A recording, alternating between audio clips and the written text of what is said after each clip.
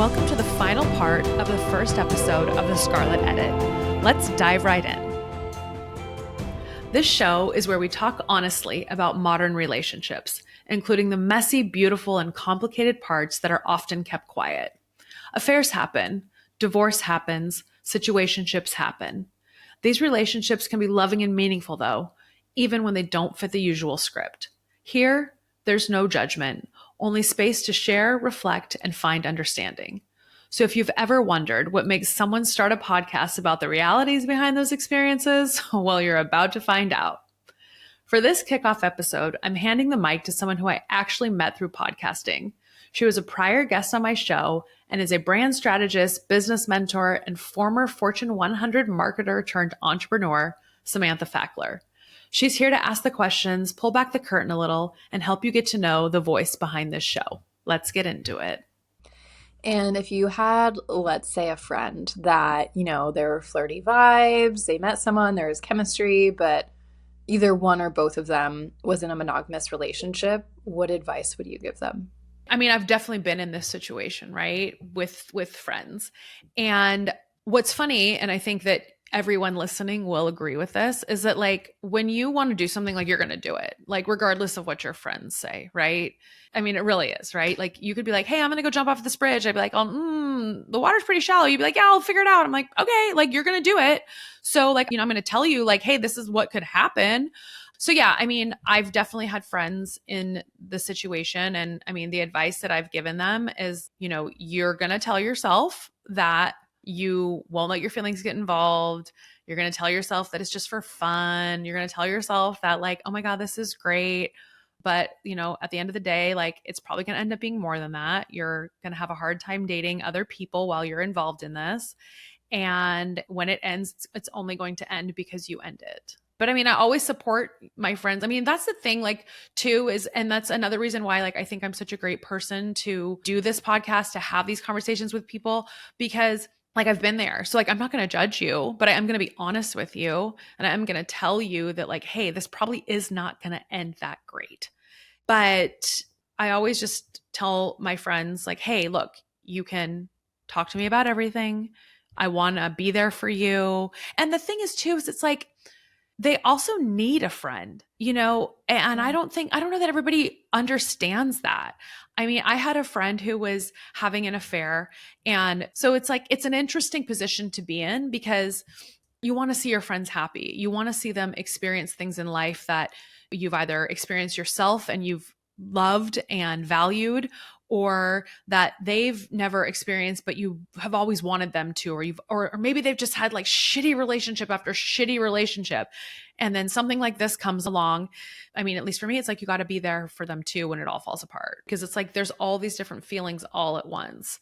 And then there's also that, before something starts, there's also that like level of mystery, and it's, ooh, like, wait, what? And it's like temptation, and it's all of these feelings wrapped up in one.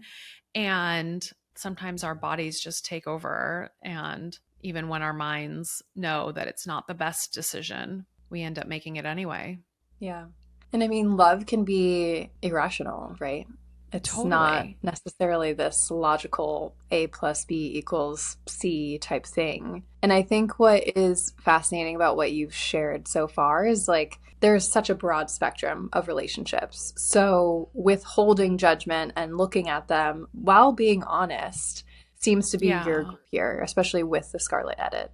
Yeah. I mean, I feel like my mantra for friendship has always been, unless you're being physically or emotionally hurt by yourself or somebody else, like you do you. Because we're all individuals and we're all going to make decisions that like maybe like I've probably made decisions that you wouldn't make. You've probably made decisions I wouldn't make. But like that's the beauty of life. Like if we were all carbon copies, like how boring would that be? So I've always tried to be like a very like a place that people can share with and talk to and come to for, advice or support or whatever it may be. And it's interesting because like, as my life has evolved, like I am one of those people where like people will just tell me things. And I've thought to myself on plenty of occasions, like, you don't really know me that well. That was kind of a big share, you know? And I'm like, wow, okay, I now know way too much about you. But, you know, I'm glad that I can be that place of comfort for people. Um, and yeah, I mean, and don't get me wrong, it's not like I'm just this like all perfect, non-judgmental person. Of course, I judge the shit out of things and people, like we all do. It's like we're human beings. But I think for the most part, it's like it comes from a place of, I want the best for you. I want you to see you the way I see you. And I want you to go out and tackle life and love and get every single thing that you want because you deserve it. And so, if I can play a role in hyping you up or in talking you through a hard time or in being like an honest sounding board, you know, one of my friends, I love her approach. And I don't know how long she's been doing this for, but it is definitely something that I am very strongly implementing into my approach is straight up just asking, like, hey, are you just venting right now or do you want feedback? And I think Mm, it's like such a beautiful thing to say to somebody because then it opens the door for them to even feel more comfortable. Like I had a situation last week and I had texted her and I said, "Hey, can you talk?" And she literally said that. She's like, "Are you just venting right now or do you want my like honest thoughts on this situation?" And I was like, "No, I really want your thoughts on it." And she's like, "Okay, great." And then she shared with me. So it was cool. And I think that we all deserve friends like that. So I want to be that friend. I love that. And especially the way that you talk about our friends deserve the ultimate and all these positive experiences. And you also shared before, you kind of gave us a teaser, like you do believe that there is that big love for you in this life. So I'm curious, shifting lens to the future now, like what do you want out of that partnership based on all of the relationship experiences that you've had? Yeah. I mean, I know that like whoever I end up with, like it's going to be very fun and very real and very honest. And we are going to be people that like know everything about each other and that want to spend all of our time together and that like laugh and just have a really good time. Obviously, he'll know this whole story and all my other journeys along this path and is going to be okay with it. And, you know, it's interesting too, just as a little aside, I felt like, you know, when this relationship ended, at first I was like, oftentimes when you get back out in the dating world, people are like, oh, how long have you been single? Or what was your last relationship like? And then you kind of start talking about it. And at first I was, I'll just be honest and like say that I was in a relationship with a man who was married and blah, blah, blah. Well, I stopped doing that because I felt like it was literally insane. Like I was attracting men who on paper were everything that I wanted, except they weren't 100% single. And I was like, "Oh god, like this sucks." Like I don't want to like I'm not going down this road again. Like this really really sucks. Um so I was like, okay, universe, like, what are you trying to teach me? Because literally on paper, it was like everything, right? And so I was, okay. So I was like, well, I'm just going to like continue like working on myself and continue like, you know, looking inward, if you will. And I was very much more, you know, keeping that part of my life private and kind of operating under the mantra of like, oh, you need to be like worthy to know all of the details about me, and I'm not going to just offer that up at the very, you know, over the first few dates. Um, so now, you know, I'm putting it out into the world on a podcast. So who knows what that will bring. But, you know, I'm super optimistic and I know that I've built a phenomenal life for myself. So I just want someone to come along and add to that. You know, I'm not looking to, I don't want any projects. I don't want anybody who's not single. You know, it's like one of my friends, some guy that lived in her building, she was like, oh my gosh, you should meet him, blah, blah, blah, blah, blah. So he came and met up with us for a drink, and within like the first 5 minutes, he's like, "Oh, so I'm sure she told you, but I'm just separated. I'm not divorced." And he goes on this thing, and I just immediately like tune out, and I'm like, "No, no." I'm like, "No." And I'm thinking to myself too, like, you obviously didn't tell her this because she is a good friend of mine. She knows that I literally only date people that are like as single as possible. Mhm. So, I mean, not as possible. Like they have to be single. And I don't even want to date you if your divorce papers were dry yesterday. Like you got to spend some time on your own. You got to figure yourself out. Like, get comfortable in your own skin. Don't just Yeah. go looking for someone else to, have a relationship with or take care of you. Right. You want them to meet you where you are at. And it is very clear that you've done so much self reflection and have been through so much in general with relationship. You've probably heard me mention my podcast strategist, Juliana Barbati, and for good reason. Whether you're launching from scratch or refining a show that's already live, her podcast marketing and production agency handles the back end so you can stay focused on your message. She's been a huge part of my journey, and I always recommend her. You can head to julianabarbati.com or check the show notes for the link and let her know I sent you. So I'm curious, kind of closing this part out here, like how have you changed from before that relationship to now as Nikki? Oh gosh. I mean, it's so crazy to look back like from before then to now. I grew up so much in my 30s, and I think that by the time my marriage ended when I was, I guess, like 38, 39, like in between like the end of 38, beginning of 39. And I think it really comes down to like confidence is one. And I think feeling like a woman, as weird as that might sound, and I feel like I need to explain that a little bit. I don't think that I actually felt like a woman until, I don't know. It was just like I was already in my relationship with the man who was married. And I remember he brought me a cup of coffee in bed one morning. And I literally just got like emotional. And I was like, is this what this feels like? It was weird. It's not like no one had ever brought me coffee before, but there was just something about like that moment and that act. And I was just overwhelmed. But I also think a lot of it is just confidence. I think a lot of it is experience. And it's like we keep evolving. I think the acknowledgement that we keep evolving is also a big one too. I remember in my early 20s thinking to myself, like, when I turn 30, I'm gonna be blah, blah, blah, blah, blah. And I'm gonna feel blah, blah, blah, blah, blah.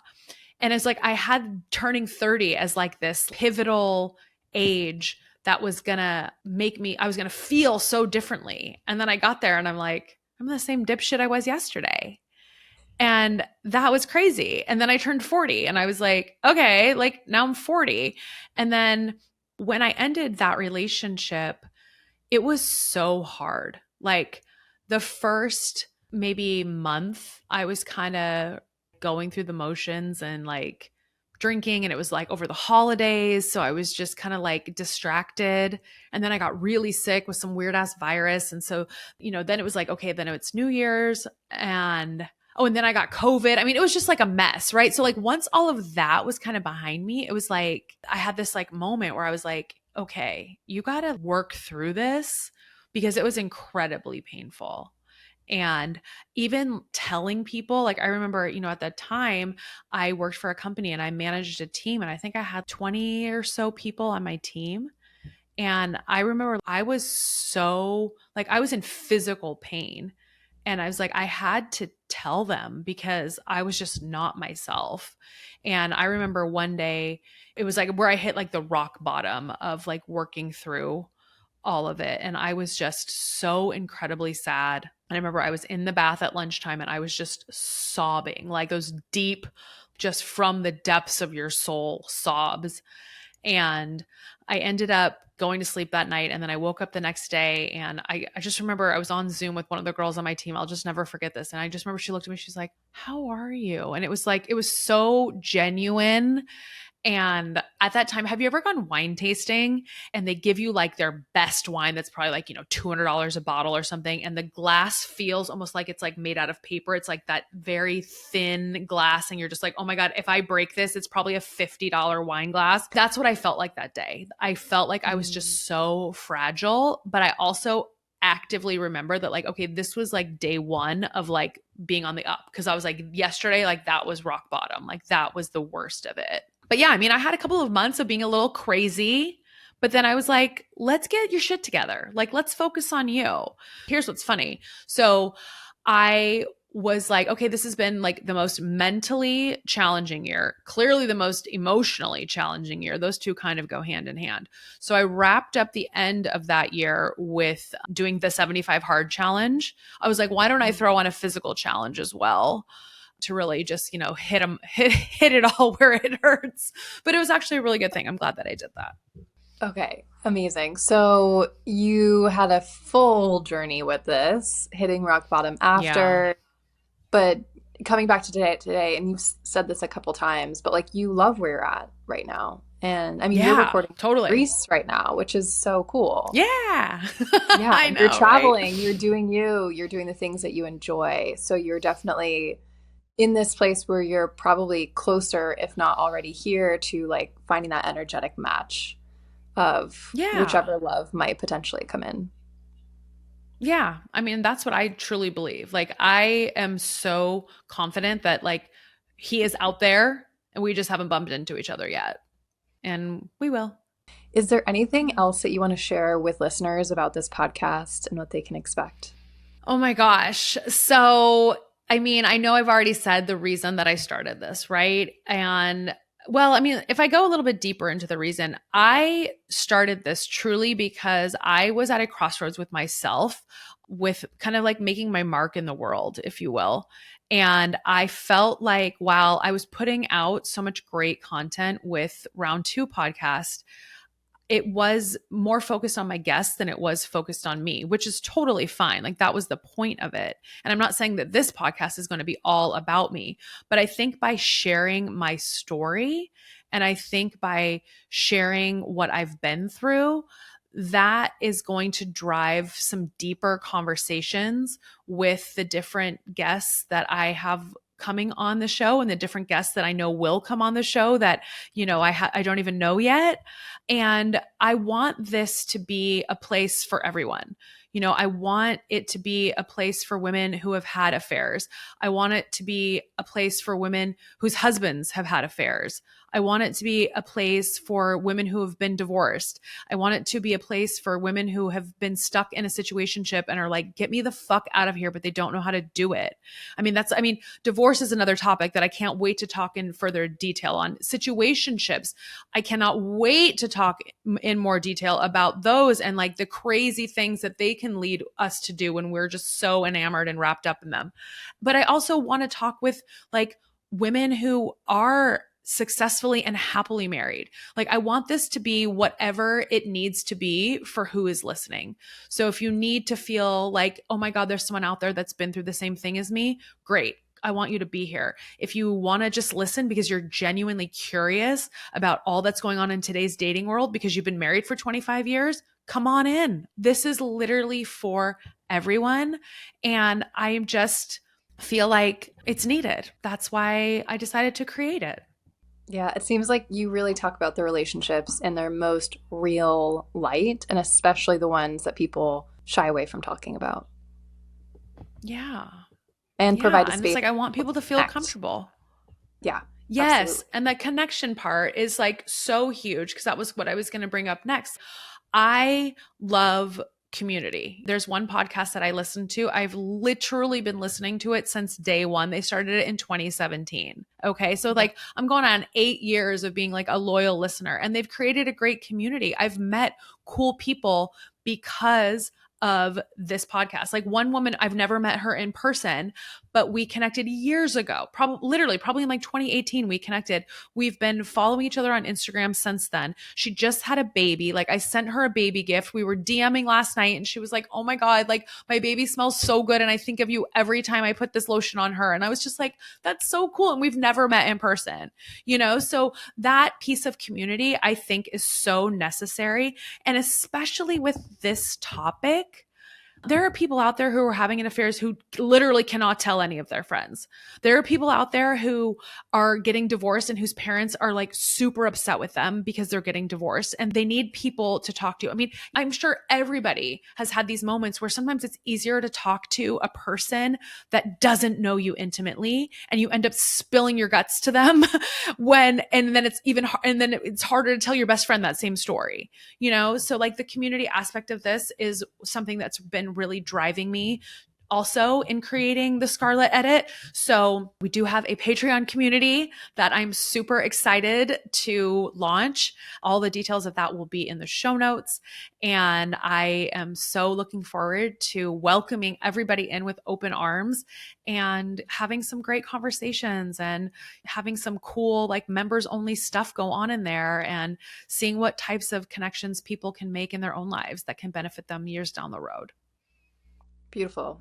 Yeah, such an amazing space, such a needed space based on everything you shared today and I think what is so common but not talked about. Thank you, Nikki, for having me on to interview you. It's been such a pleasure and thank you honor. for doing it. I'm so happy that I'm so happy you wanted to. It was funny when I like had the idea to do it at this style. I was like, who am I going to ask to interview me? And I was like, oh, Sam. Yeah. I'm going to shout you out also now too, guys. Like I'm sure you heard in the intro, you know, I talked about Sam and her business and what she does, but I actually hired her as my business coach. So she is a huge reason why I am here with this because of her programming and her guidance. So if you're in the market also for a great business coach, check Sam's website out. It'll be in the show notes. Thank you so much, Nikki. Are there You're any welcome. last words that you want to share with your audience before we officially close? No, I think we're good. I mean, there's so much more to come, you guys. Like, I am so happy to be putting this out into the world. So if you are listening, thank you for listening. If you know me in real life, there's some more that you might not have known. And if you don't, I look forward to knowing you inside the Patreon community. So come say hi.